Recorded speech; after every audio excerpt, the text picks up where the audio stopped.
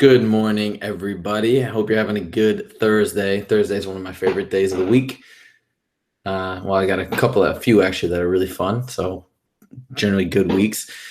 Today, we're going to be continuing with the Khan Academy SAT problems, and as I mentioned before, I will be taking the ACT on Saturday to give that a full run through like I took the SAT back in June. But we're continuing with the SAT problems, and we're going to get through them all of them on the Khan Academy website eventually, so you'll have a great resource of walkthroughs when you're going through on your own. Today we're doing something special, so we're also streaming live on Facebook Live. What's up, Facebook Live? So my phone is streaming live from a different angle. Now, if you're watching on Facebook Live, you're not going to be able to see the problems that we go through because I'm only sharing the screen through my YouTube stream video. So if you want to follow along and actually see what problems we're working on, then, oops, actually I haven't hit go live yet. Now we're going live on Facebook. Okay, so what I was saying before, I was just introducing myself and saying that we're going to do some Khan Academy SAT problems today, solving linear inequalities. But and I'm also streaming on YouTube, but to my Facebook Live audience, this is the first time I'm streaming these questions on Facebook Live. I'll be doing this every morning from now on. But if you want to also follow along with the problems, you won't be able to do that through Facebook. You'll just kind of see me talking from this angle. If you want to actually see the problems, go onto my YouTube channel, which is Scalar, the Scalar Learning YouTube channel. You can check out my live stream there and actually do the problems with us, follow along, and really get the gist of it. So anyways, without further ado, let's begin. So here on back to YouTube, we're going to start the screen share and get rolling right now because I got to get to work eventually. All right, so here's question one. Again, we're going to copy and paste and move this over here. Let's clear the board. This is from yesterday. And desktop. Oops. Where is this? Here we are. This is from today. Okay. Boom. All right. Anouk is an engineer planning sound and lighting for a free concert in the park.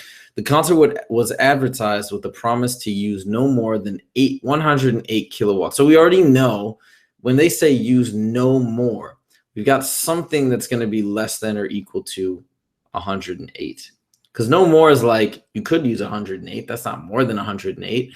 But no more is less than or equal to. It was determined that the main contributors to power usage, speakers, and floodlights, use between 1.8 and 2 kilowatts.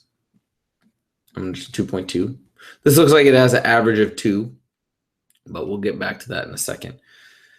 Anouk also must keep within her budget of $3,300. So I'm guessing here we got 3,300 like this, right? Also got to be less than or equal to her budget of $3,300.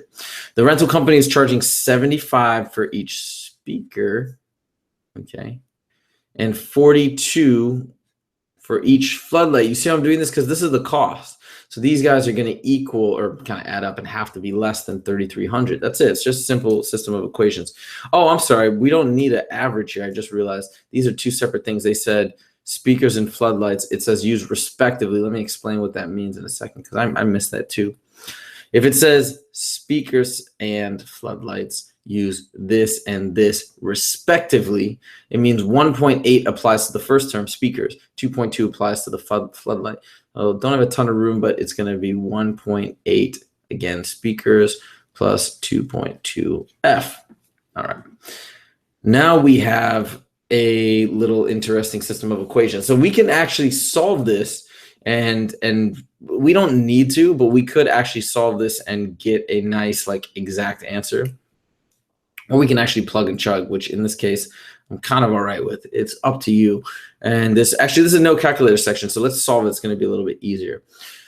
So if we solve this, let's see, I'm going to have to think really quickly if we can do elimination or we could do substitution. Elimination is where we get one of these variable and coefficients to match up with the other in a negative way. So like, for example, does 40, I'm going to quickly decide if 42.2 goes into 42. My guess is it does nicely, but let's quickly do this division.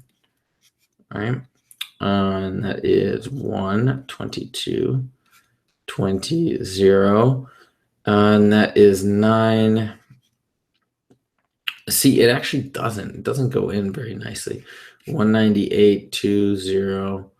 So it's 19.0. Okay, so it doesn't actually match up there. And then 1.875. I don't know. This doesn't look like it's going to be a terrific matchup. We could also do some substitution, but these are inequalities. Let me try and do a little plugging and chugging mentally. Okay, so if we first start with 40 and 30, we can estimate these to be both 2. That's going to be my little MO. So we got 40 speakers and 30 floodlights. So we got 30, let's say that's about 66. And for 40, that is 80, 72, and 66. Right off the bat, this is way too high. All right, so right away, I know that A is out because it blows past that first inequality. Now let's try B. We've got 12 and 54. I can tell you 54. You can see right here. Look, we don't even have to go down here. 54 times 2.2 is more than 108. 2 times 54 is 108, right? Boom, that guy's going. Now, usually I am a big fan of actually solving these as opposed to plugging in values, but in this specific case, this makes sense. And it's only because, what did I do? What was my analysis? I thought about it and I realized, hey, this isn't going to be that pretty to actually solve and do some elimination or substitution. So nah. Then we got 26 and 13. Okay. I'm also gonna look at 38 and 22 because if I can eliminate one of these a little bit more quickly, it's easier, right? I'm pretty sure 38 and 22 is not going to be very good because, first of all, it's larger than this guy. I can safely assume that it's going to be C at this point because if C works, then D works too. But let's just quickly eliminate it. 38, we can do some quick estimation. 38 times 2 is 76. 22 times 2 is 44. It's way over 108. So I would knock this guy. Not way over, but it's over 108. 26 and 13 is going to be very nice. 26 times 2 is 52, right? This would give us 52. And this would give us 26. That's well below 108. And then if we haven't even looked at the bottom equation yet. That's the nice thing about this question. You don't really need to, I guess, until now, just for fun. 26 and 13. Let's do some estimation. Let's pretend this is 10. This would be like 420. Even if this were 30, this would be 150, 300, 3,000. I mean, it's close if we want to make it a little more precise. That's 20. I rounded up. So 30, 45, 0, 10, 14, 15. And we got, no, I went way too high. Yeah, it's only 1950. So we're golden. This is clearly in the realm of what's acceptable. I think that I did that right? 2, 4, yeah. So I'm going to go with C. And let's go back to our answers here. This looks pretty good. All right, good.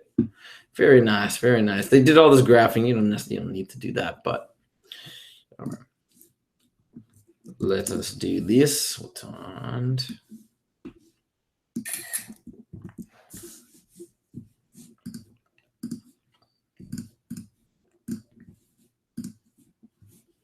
here we go. These are kind of taking a little longer than I thought. I hope I can get through the whole set. But I have to be mindful of the clock. All right, next. In order to keep a malfunctioning satellite from falling into the Earth, space agency officials decided to use a powerful rocket. At the time the rocket is attached, look, I just kind of looked ahead. Didn't even really mean to. But look, we're not actually solving here. We just got to come up with 2 inequalities. This is going to be so much nicer. You don't have to plug in any numbers. At the time the rocket is attached, the satellite will be traveling with an initial velocity. And so we'll start off with an initial velocity. And for every second that the rocket fires, it will add approximately 180 meters per second. So the velocity starts here, and then it's adding 180 to the speed every second, right? So it's like, you know what, they use t as their variable. So let's do that. It's time. But it's going to be in seconds. Boom. Okay, so this is our little expression for the velocity. it will add 180 to this velocity. In order to ensure safety on Earth, the velocity must be increased to at least 3,800. So that means this velocity has to be at least, it can be 3,800, so we got to equal there. It has to be at least 3,800. Also, now here's our second equation or truism. The rocket can fire no more than 4 seconds, meaning our time cannot exceed 4 seconds. It can be 4 seconds from that language, right? No more means it can be 4, it just can't be greater than 4. Boom. Now we've just come up with our system of inequalities. And it looks like A is our winner right here, because A is exactly what I created. Now it's important too, if you don't write it exactly that same way, like you could have written in 180t plus initial velocity. The order would have been different, but it's still the same thing. So you got to be mindful of that and look around carefully. The only other one that's kind of close is B, but B is wrong because we don't need to multiply this by 180. It just tells us straight up that the time has to be less than or equal to 4, and this would be the sort of like acceleration. Goodbye, goodbye, goodbye, and A is our winner. Let's go back to A, select it, and we are off. That one was nice and quick. Let's hope these are quicker so we can get through all of them. Here we go. Put this out here. VJ needs to take a taxi, which costs a flat fee of $3 plus an additional $4 per mile. So flat fee immediately, it's just a constant hanging out like this, plus $4 per mile. Let's see, they use M. Okay, plus an additional 4. If VJ has $8 with him, which inequality shows the number of miles M he can afford to travel? So this right here is the cost, and he's got $8. So we would say A, well, actually, no, let's do it this way. This will be a little easier. We'll say we hope 3 plus 4M has to be less than or equal to A, because that's how much money he has. So we're hoping that the cost will be less than or equal to, the cost has to be less than or equal to A, otherwise he can't afford it. Now look what they did here. This would be a perfectly acceptable answer. But what have they done? They've manipulated this. So we don't actually have any of our answers there because, and don't think you did it wrong if you did it like this, is perfectly right, but you're just going to have to now figure out which one of these is actually equal to this. And look what they've done. They basically isolated M in all of these occasions. So that's what you got to do now. We just got to isolate M. So let's go ahead and take this equation and see what we get. You could also sort of look at these logically and try and figure it out. I mean, I can tell you right off the bat, C is wrong because it's this, but they've got A instead of M. That's not right. So we can go ahead and subtract 3 from both sides, subtract 3 from both sides. 4M is now less than or equal to A minus 3. Then we have to divide by 4, so we'll divide both sides by 4. That means divide both of these guys by 4. Goodbye. So now M is less than or equal to A over 4 minus 3 over 4. We could combine this, but it doesn't matter. And so now we have,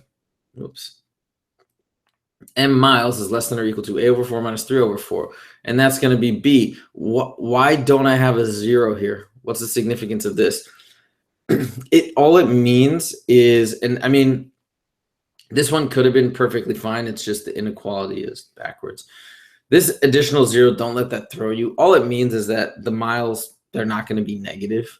So it's going to be, we're taking negatives out of the mix, which you could argue could be acceptable answers, but they're saying, no, let's keep it in real life, in real terms. We're not going to have like, oh, I can give them tax and go negative miles, like going in reverse or something bizarre like that. So in this case, our answer is B, right? A is close, but again, the numbers are wrong, and you can see from the isolation, it's got to be like this. So let's go back and make sure we're right. Throw B down as our answer. Yeah. All right. Number 4.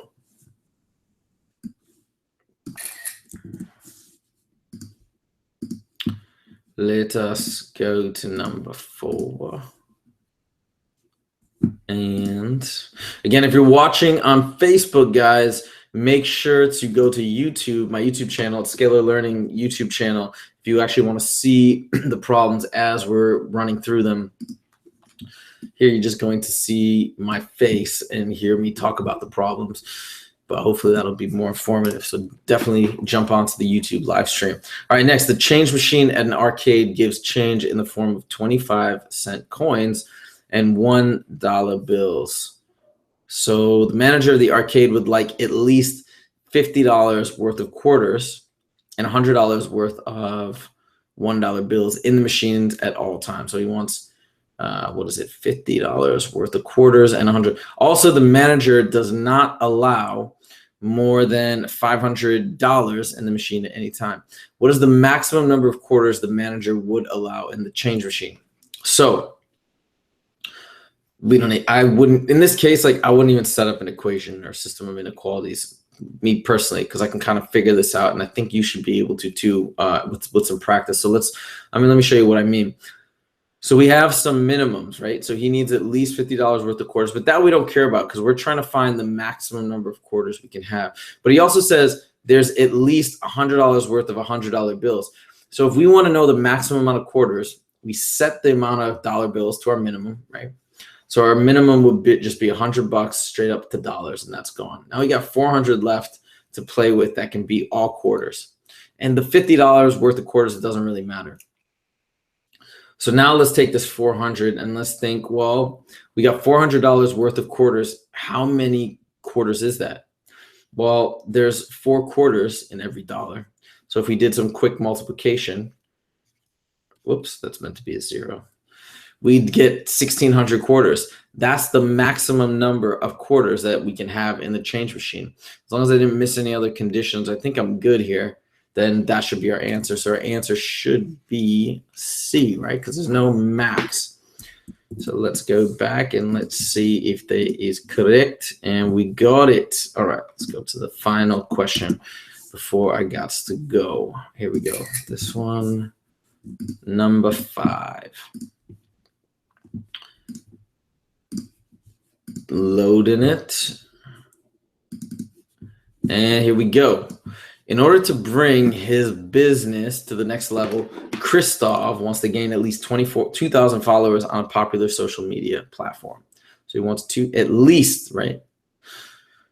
So greater than or equal to 2,000. We can even start with that. Greater than or equal to 2,000. Oops, 2,000. From his own personal account, he knows that each original post gains him 3 new followers. So each original post gains him 3 new followers, and every 5 reposts gain about 1. Okay. Ooh, so this is a little tricky, right? Like you might be tempted to think, you see how I'm starting to write this out? 3 times P plus, and you might be like, oh, plus 5 times R. But that's not what it says. It says it's not 1 repost gains 5 followers. It's 5 reposts gains 1 follower. So what are we doing here? To get the number of followers, think about it. If we got 5 reposts, we got 1. 10 reposts, we got 2. 15, 3. What am I doing? I'm taking the number of reposts, R, and I'm dividing by 5. That's the tricky part in this equation. Super, super tricky because I think a lot of people would miss that. So this is actually 3P plus R divided by 5 is greater than or equal to 2,000. And I don't even think this is a system of inequalities. This is just one inequality. Which of the following inequalities represents the number of posts, P, and reposts Christoph needs to reach his goal? So, man, this is so tricky. And now they've added another curveball, which I'll explain in a second. This one, they did that trick, right? The 5R. I think a lot of people would pick that. 1P, I don't even know where they're getting that from because we already said 3 posts. This one makes even less sense. This one is going to be the answer, but then you might be like, well, what's happening here? This doesn't make any sense. We're dividing by 5. So remember, this is actually the same as 3P plus 1 over 5, right? R. We could also look at this as a fraction. Dividing by 5 is the same as multiplying by 1/5. And then you got to think to yourself, well, wait a minute. So all they've done is they're doing the decimal equivalent. Well, is 1/5 decimal equivalent 0.2? And yes, it is. If you divided 1 by 5, you would indeed get 0.2. So that's the trick there. This is A. Let's make sure we're right, and we are correct. So that's it. Let me go back to my, there we go. Now you can see me again. I'm back.